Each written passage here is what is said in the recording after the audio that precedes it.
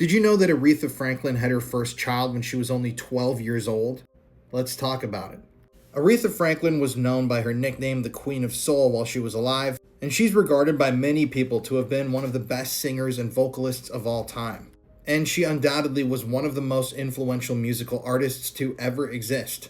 Now, throughout her life, Aretha did a lot of interviews and a lot of press tours, but she never really wanted to speak about the father of her children, and that's probably because she had her first child, like I said, when she was just 12 years old, meaning that she would have gotten pregnant when she was 11 years old or had just turned 12.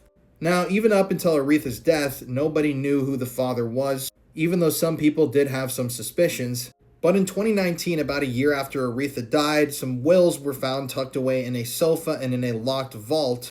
And in those wills that Aretha hand wrote, she revealed who she said was the father of the kids. She said that the father of the child she had at 12 years old, named Clarence, was a man named Edward Jordan Sr. And just a few years later, when Aretha was 15 years old, she had another child who she also claimed was fathered by Edward Jordan Sr. It's almost impossible to find any information about Edward Jordan, but in the wills, Aretha states that Edward Jordan Sr. should receive no part of the estate. She actually underlines the no for emphasis 2 different times, which to a lot of people showed that she wanted no association with this man. It's always just crazy to me and think that someone back then could father a child with a 12-year-old girl and that it was, not frowned upon or illegal.